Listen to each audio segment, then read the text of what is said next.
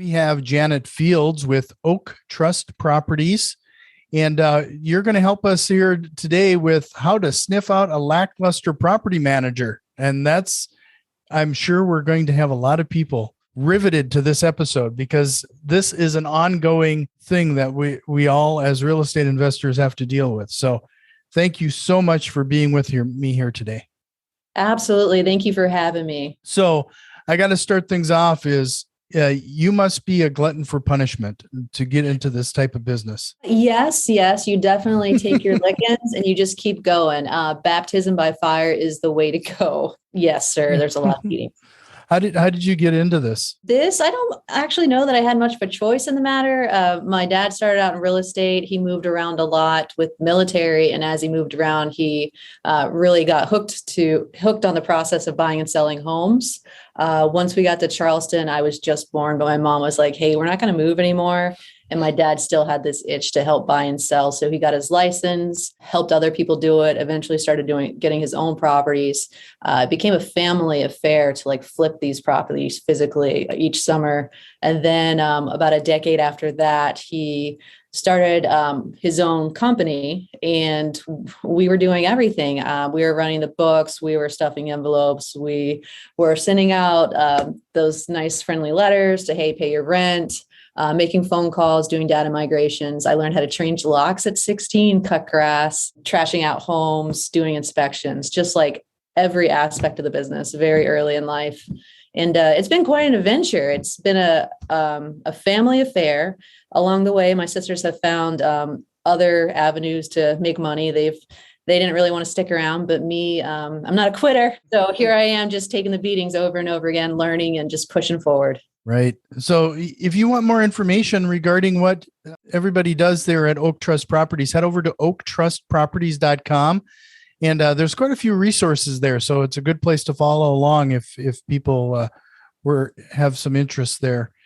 But first of all, Annette, what I'm always curious about is what you do and to make sure that interests are aligned with the real estate investors, because sometimes maybe I'm a little soured on some, I have property managers, but sometimes it finds out that our interests are not always aligned. Yeah. What do you mean by that? Can you elaborate so I can understand what exactly point of conflict? We're as real estate investors, we're always looking and concerned about cash flow. Yes. But to be honest with you, sometimes I've run into property managers that they're more concerned about billing hours and growing their business than it is about making sure things are running smoothly on my property cash flow end. Yeah, that's very interesting because if your client is not successful, then obviously you can't be successful. That's not a long-term relationship that's going to last. So in order to be good at your business, you need to be really good at serving and anticipating other people's needs. So that's a very disturbing to hear and a little sad, actually. Yeah. So learning about who your client is and who you want and really targeting and honing in on who that best client fit is the best way to move forward. If you're only focusing on yourself, then you can't really deliver results for somebody else. So I totally agree to that. Yeah, we do need to both make money. It does need to be a back and forth, but it has to be a healthy give and take and a healthy relationship moving forward together. Yeah, I don't mean to start things off with such a heavy topic, but I appreciate the answer. So, a lot of people, when they start into real estate investing, they're doing this for the first time, I think there's a lot to be learned, especially early on, to manage your own properties for that first one or two, just so that they know the pain that you obviously go through. At what point do you feel that they should start to ask themselves when they should be considering a property manager? Oh my gosh, before you even start, honestly, a lot of people hop into, they find themselves in investing properties by accident. We find that 80% of the people that we deal with and that come to us are accidental landlords. And they did not run numbers in the front end, do their homework to find out if this property was profitable. They found a property that grabbed their heartstrings and they wanted it as a home instead of an investment. So they saw a product instead of numbers that are going to get them to their goal. So when you have somebody like that, they're under stress pretty quickly because they didn't run all the numbers. They're not going to be in the black most likely. There's things that brought value to their lifestyle, but not really value to get them closer to their financial goals. So those things are conflicting when they're distracted by, numbers that don't really help achieve financial stability or financial growth. Yeah, I usually, when somebody's asked me about this, I've always told them to contact some of their local property managers, understand like what they charge for that type of service. Yeah. And even if they don't use property management right off, at least they make sure you're running your property with those numbers in mind, even down the road. I mean, that's something you probably should account for eventually.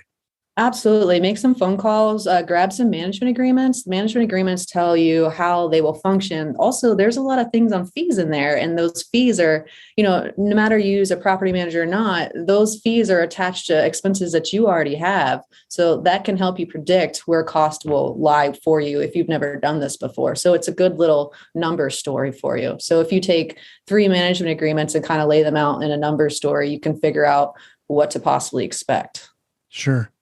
So outside of what you just brought up there, what are like the top 3 questions a person should ask when evaluating a property manager? Yeah, everybody wants to know the fees. I mean, that's a really big one. That leasing fee and the management fee, those are pretty standard, per state. They're pretty standard. Per region, they're pretty standard. So you're going to want to know those because they're your heaviest fees. But the things that you're also going to want to know are, does your property manager know about losses for you? Do they know about days on market and rent losses? Do they have goals? Like, what are they trying to achieve? Are they trying to, be super efficient to reduce losses for you? Are they trying to reduce risk for you by staying up to date with risk, with regulation? Are they processing applications in a way that it's extremely consistent and they're protecting you from any of the data that could be used against them later in court? Stuff like that. It's like, we really need to help guide you and protect you from any of the risk, or also time sucks. Right. So with that being said, that's some great insight there, but what would you say when you're choosing a new property manager? Are there any red flags or warning lights that we need to be aware of in choosing? Yeah, if they're not returning your calls, that's a huge one. That means they're not reliable and they're not going to be able to serve you, because you need somebody to give you back your time. You're leveraging your time and money. So you want them to be able to make phone calls back. You want them to bring you solutions. You shouldn't be managing them. If you're managing them, just go hire an employee and teach them how to do it. So when you're basically outsourcing this task to somebody who already knows how to take control of it. So they need to be coming to you with solutions, saying, here's your top level solution. Here's B and C.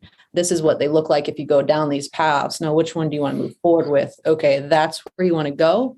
All right, let me get this ball rolling, and I will tell you when A, B, and C happens, and I'll send you the invoices, and you'll know, and we have it all in file for you. Sure. So being super proactive, being a great communicator, and telling you what to expect and delivering on that timeline is what you want. Just a reminder for everybody, head over to oaktrustproperties.com for some more information on Janet and her team. There's quite a bit of content there. So things that really, really stood out. And I really like your website. There's a lot of transparency going on here. Thank you. We just did it last year, and we're pretty proud of it. So let's say you're in a situation like I was, where we're dealing with some property managers and you just realize this isn't a good fit. What are some of those things that a person should probably be aware of to give them that red flag to know that it's not a good fit? If they can't follow the lease, if you're telling them what to do and how to solve these problems, that's definitely a red flag. If they can't collect rent on time, that's a huge red flag. If they're letting you approve applications, that's a big one, because now liability is back on you, and you hired them to reduce that liability. You want them to bear the brunt there. You definitely want them to be brave enough to have those hard conversations with the residents to say, hey, you're not following the lease. When it's time to increase rents, you need to have them to go bat for you. You need to have them be brave enough so they can do that, because no one actually wants to do that. That's not a fun conversation. So you need somebody who's going to bring in the value and to be able to help focus on what is bringing you the return and what's just a distraction. So, with the last couple of years, I always have to have this as top of mind too. How do you and your owners prepare for these unforeseen circumstances like we saw with COVID? Yeah, you just have to put money away and have options. If you don't have options, then you really don't have any power in this world or freedom. So you always just have to plan for the worst, have a little money tucked away, decide X months income for this. Just always have options, and money is power. So you need to have the old FU money. If you need to get out, you need to get out. If you need to pivot, you need to have money there to do it. If you're so tight that you don't have options, it's not right for you. Right. And that goes back to, you really make your money when you buy that place. So you make sure you're running these numbers correct. Yes. So Absolutely. tell me about like some of your most successful partnerships that you have going on right now. How have you helped your real estate investors do this? I mean, I'm sure you're being relied on quite heavily to ensure that the cash flow is there. Yes. So a lot of our current portfolio is our accidental landlord. So there's a lot of coaching through how this relationship works, how powerful your property can be for you. And sometimes it's a really hard conversation saying that, hey, maybe this property isn't the right property. And if you would like to continue down this avenue, maybe we need to make some adjustments here. Like this might not be the property that cash flows for you, but you can make a sale and buy a property that is more appropriate and that you can move forward with. And be way less stressful. So there's a lot of coaching on our side with, I'd say 80% of our clients, but the savvy investors, it's really pretty straightforward. They know the routine. It just takes a while for them to give us the trust.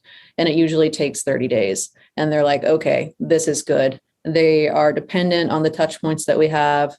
They give us the quick answers. They put the money in there and we can just move forward with it. And it just flows so easily. Sure. Well, what about on the other side? What have you seen as some of the worst case scenarios? This just wasn't a good fit for you. Oh, it wasn't a good fit for us. That's a really fun one. Usually it's personalities, and we've had a rough couple of years, humanity as a total. So I think everybody's under a little extra stress right now. So everybody's kind of kicking the dog, and, when you're serving somebody, you're the dog. So we're getting a lot of kicks right now, but we're getting a lot of apologies, which is nice too. That means they still care about us. So a lot of times it's just working through those conversations, getting past the emotions and saying, okay, like, what do you really need here? Okay, we can hear you. Let's deliver these solutions. Let's move forward with this. Like, we don't have to be mad about this. Let's find solutions. Let's move forward. We need options. It's pretty simple framework usually. What was your biggest learning experience so far as a property manager? Oh gosh. As a property manager, I think just being proactive and really staying on top of things, being able to anticipate other people's needs. Once you've seen a set pattern so many times, even when you don't realize that you're seeing this pattern, it starts to be, like a sixth sense. You say, like, an email comes through and you're like, oh, this isn't right. Somebody's probably not going to be able to pay me rent next month. Like, you can just tell just the way that the emails, come, built out. So you start picking up on little things and it just becomes a second nature because you experience it on such a high volume. We have about 600 properties that we deal with. So that's a lot of exposure and experience that we're picking up on, and we don't always know that we're learning. It just happens so quickly. Mm-hmm. So is there a situation, like, can you give me an example of a bad tenant that you just couldn't believe it ever got that far? Yes. So usually it really stinks, because a lot of times when you have a bad tenant situation, it's because somebody did not respect the guide rails of, the lease. Usually somebody says, well, hey, my brother-in-law wanted this property, or my friend's sister's cousin, they need this property. And it's like heartstrings instead of numbers and facts. And they're saying, well, their family's good. Like, this is going to be great. But then they get into the property and things quickly go south. Like, bills don't get paid. The condition of the property goes to trash. And things decline very quickly. And then they feel entangled in this emotional mess. And if they're not brave enough to let go and let the property manager step in and do what they need to do, they further go into debt. They further lose the property. That relationship that they've had before with this family is complete trash. So if you can just trust your property managers and let them reduce your risk, we can keep you out of these messes. Don't rent to your family and friends, people. Please just don't do it. Always have a lease and just follow the lease, because when you don't, it's complete trash. It's useless. Yeah, no, that's one of the things that a property manager has saved me on. I'm a sap. I mean, if somebody's going to come to me directly, I need that buffer. Yes. Protect yourself, isolate yourself, or, I call it a cocoon. Like I want my cocoon to be in the back and, I don't want to hear the sad stories, the letters of distress, because right. those letters of distress don't help anybody in the long run. Like they're just anchors pulling you down to the depths. Yeah. Some of the worst properties that we've had are that way. And it's somebody who's financially stressed, they're emotionally stressed, and they've let go of the property. They really need a lot of social support and they're not getting it. And the house goes down. It's very sad. And it's beyond what the typical investor, well, not the typical investor, but the typical like entry-level investor can handle. Just like the dollar signs on it, like a trash out, like if a house, somebody stops paying for the utilities, the house quickly goes down. Like you can't even imagine how gross a house can get if somebody's water gets cut off, but they continue to use the plumbing, or the AC in Charleston starts going out. And then the house starts kind of rotting from the inside out and the subfloors are kind of sinking through. And you look next to the recliner and there's like, 100 cups of McDonald's sitting there and the dog kind of rummaging through it. Like, that's what emotions getting in the way of decisions can do, is they can put you down this path to just destruction, totally off path. So give me an example of a situation where you've helped an investor like turn a property around. Oh, yeah. So we've had some properties like I was talking about where somebody's got into the property and within 3 months, things just went south. Like when you look at it with property management's eyes, you can tell that somebody quickly got into a drug problem and everything just fell. They had their life together and just quickly it fell. So we've had a property where they had some pets, and usually pets are fine. But in this case, at this point, something went south and the house smelled completely of urine and feces. I have never seen anything like this. The yard was just overgrown. So of course it's like perfect for fleas. We had to come in and basically rip out all the carpets, do the peroxide, like sinking in, getting the urine out. Like we even had to do it in the garage. Like it was so bad. The smell from the garage was coming into the house. So like the subflooring, it was a complete mess. So it was a trash out, a huge overhaul. We got the property back up and ready. It did take about 6 weeks, that's a huge bummer, but the property is up and running. It's better than before because it was a house that was built in like the 80s. So it was a really nice reset for the house. It rents for more, and moving forward in the relationship, it's great. We saved them. We took all that heavy lifting off of them because we had to go through a lot of vendors to find the right one that could actually handle that with the amount of stench in that house. It was crazy. Yeah, no, I've been there, but for a different reason. We had a house that had the exact same situation where the pets went rampant, and I can't even tell you how much peroxide, and then we even used some sealant in order to just get the smell under control. It was unbelievable. Yes, this is one of the worst ones. I've been in some pet situations where you can smell the urine, but this one, yes, the peroxide and the sealant, cleaning the subfloor, cleaning the slab, like, because, some of the house had slab, like it was the garage. It was awful. I've never seen anything like it. And there were some points where people were getting a little woozy in the house from all the fumes from trying to clean it. So it was getting it was rough. Walking out of there and fleas, you have to bomb your car. That's a fun time. Yeah. It's a punch in the face. I mean, when you walk in there, it can be unbelievable. Yes. Yeah. And you don't know you're going to walk into that. Like, the yard's not cut, but when you open the door, it's a whole new world. It's just like, I don't know, the end of the world apocalypse sort of situation. This house had fish tanks too. So there's another smell on top of that. Right. Oh, wow. Yeah. It was a nose like conflict. It was so horrible. Right. So, like I mentioned earlier, a lot of people, they try to self-manage themselves at first. What would you say if a person is going to choose to self-manage, at least on their first property, what are a couple of the things they should definitely get in place in order to make sure it's right?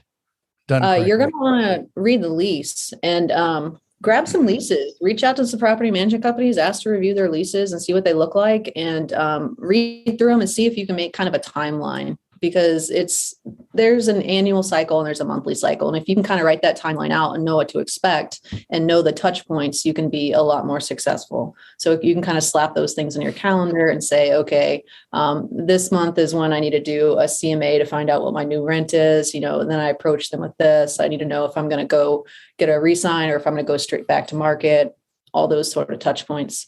So that's a really good place to start. And then the other thing is you want to know that lease. So any hiccups that you have along the way, just about every section of that lease is a hiccup. So, and it tells you how to handle it. So you need to go get those people and create like a Rolodex. Do we say Rolodexes anymore? Like a list in your drive of all your vendors that you're going to handle. Like you need to know who your electrician is, who your plumber is, because when you get that call Saturday at like 1:00 in the morning, who are you going to reach out to? You need to have these relationships established. You need to have these vendors vetted. You need to have their insurance on file. So the game plan needs to be built before you need it.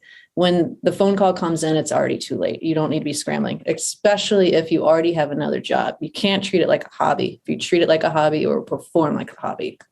So knowing those things, getting your team in line and knowing your objectives and what success looks like. That was a great line there. If you treat it like a hobby, it'll perform like a hobby. That was gold right there. You're welcome. No, this has been a great conversation. Wanted to point everybody to your website one more time, oaktrustproperties.com, and reach out to Janet and her team. Are you pretty much focused in your backyard, or do you do property management outside of the Carolinas? Yeah, right now we are really focused in the Charleston area. We are looking to grow. We're looking to follow some larger portfolios. So if you do have some portfolios that you're looking for management, we are set up to work in other areas with our back office set here in Charleston. So we're always open for a conversation. So come on over, tell us what you're looking for, and we can see how we can make it work. It's all about the numbers. It's all about the numbers. Well, before I let you go, and I warned you it was coming, is there a question you wished I would have asked you here tonight? That's a really good one. And you told me it was going to be a good one, and I'm still not prepared. I don't know. Maybe what's my favorite hobby? I don't know. What's your favorite hobby? I see a lot of art behind you. I definitely have every hobby. I'm not going to lie. So 6 months ago was art. And I used to draw and paint when I was in school, in high school. I did a lot of graphic design. Now I've just started running. I decided I'm going to do a marathon in about 2 or 3 months. So that's my job. I've been devouring books. Last year, I doubled my hour intake on books from 150 to 300 for like business and self-development. So I'm definitely a dabbler and a deep diver on a lot of topics. Well, I'm always looking for my next audiobook. What should I listen to next? Right now, I'm listening to an easy one. It's The Road Less Stupid. Each chapter is about 10 minutes or less. So it's really easy to, digest. And then at the end of it, they sum it up in a bumper sticker. This guy's a little older, so he says bumper stickers, and it's really cute. So it's just easy to handle. And it's all the way from managing people to systems and processes, risk reward, just everything business. It's a really great book, wide range.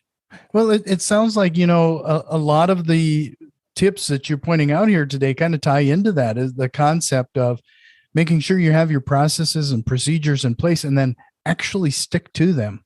I am a process nerd. You cannot get anywhere without having processes. Yeah, if you have to make a decision based on every action presented to you, you will be exhausted and get nowhere. So try to remove as many possibilities and variants as possible, so your decision matrix is not like a wild oak tree bramble. I'd prefer it to be, more like a linear line than 100 branches. Let's make this easy. So with your art, and now you're running, it sounds like you do a lot of things to frankly, I find that some of that would be, a lot of people would say that that's kind of their form of meditation. Is that what you're kind of using those type of things at? 100%. So I do have a family. I have 2 boys. One is 7 and one is 11, my husband, and we all like to stay busy biking. And I do work a lot. And my husband, he's a manager of our family. Running a family, I'm not going to lie, it's like a business. Now that I am running a business, I know that. So we are always extremely busy. And sometimes I only get 10 or 15 minutes between eating dinner and putting the kids to bed. So I'll just walk over to the easel and just start doodling or drawing, painting. And that brings my level down. I don't know if you notice, I talk really fast. So I have to be really intentional about bringing my energy back down so we can have a calming evening. So yes, the meditation exercise is definitely meditation, to wear my brain out and my body out. The same with the art, and the same with the reading. If I don't read, I can spiral out in some really weird places. So I try to control my mind by keeping it occupied. Like a border collie. I'm the same way. It's one of those, I've mentioned it before, I think, is the fact that, you hear you're the sum of the people you hang out with the most. But I actually think the podcasts and audiobooks, it's like one of my people, because if I need to constantly be feeding my brain with something like that. Otherwise yeah, exactly. Yeah. I heard recently, my dog had some issues, so we had to train them, and they say that, your family is the animal's pack, but when you take them to like doggy daycare, because that's how swanky people are today, you take them to doggy daycare, that's their extended pack. And that's how I feel about like the podcast and the people, the relationships you make online that you don't really get to see face to face. They're not really there in the same way that the people you connect with on a daily basis, but they are definitely bringing a lot of value to your life in a different way. There's not a success. Well, Janet, I really appreciate your time. You're welcome back anytime. So I hope you take me up on that invite. And again, oaktrustproperties.com. I hope we'll chat again sometime. Sure. You can find us on LinkedIn as well. And we're on Facebook. And if you're really interested, you can go to TikTok and see what's going on over there. Oh, TikTok. I bet you, do you share some of these horror stories on TikTok? Not yet, but I definitely want to, because we have some fun ones. We got the ghost stories and stories about the bees and just all the messes and the weird stuff that pop out. Oh, come on. Now you're teasing us. Ghost I know. stories. Ghost Charleston. We're in one of the historical cities. Of course we have ghosts. Okay. You got it. Before we go, you got to share us one ghost story. Okay. So we've had this property for, I don't know, it was probably 5 or 7 years ago. And the owner had lived in this property, and the husband had been terminally ill. And we didn't really know the full breadth of the story. But when the residents moved in, we started getting some weird calls. They said, hey, like, I keep hearing things. My baby is like talking to somebody in the middle of the night. We're hearing weird things in the attic. My watch and my phone keep going missing. And it sounds like there's like a phone ringing in the attic. All these sorts of things. And they're like, whenever I go into this one room, like it just doesn't feel right. And that's one of them, is like the husband ended up passing away in there. And their phone did go missing and end up in the attic, which is really bizarro. But we've also had them where people have been forced out of doorways and have actually had like bruises on them. Like they just walked through somewhere and all of a sudden they're like blasted out of the bathroom into the hallway wall. Yeah, it's really weird because you don't want to talk about these things. And when the people share these things, you can tell how guarded they are against it. It's usually a face-to-face conversation while you're inspecting the property. So, yeah, it's pretty cool to hear about that and be like, is this real? Like, I can't believe you're really telling us this. But yeah, we have 2 or 3 houses that we do get those stories with, and we don't disclose it because you don't have to, and not everybody believes it. So, right. But I'm sure we could turn it into an Airbnb and get some extra money for the experience. That reminds me, like I had an uncle who did, he owned a professional cleaning service in a bigger city. And there was a bar down there that claimed to be haunted. And then every once in a while he'd share a story, but one of them was that he would pull the bar seats away from the bar to vacuum. And then one time he went back to the vacuum cleaner, and when he turned around, all of the bar seats had been moved back. No, thank you. I'm out. Definitely getting murdered tonight. We're out. No, thank you. Yeah. Well, Janet, this was fun. I hope we'll talk again sometime. But again, Oak Trust Properties. Find them on the socials. Awesome. Well, thank you so much, JD. I appreciate your time today and having me on the show.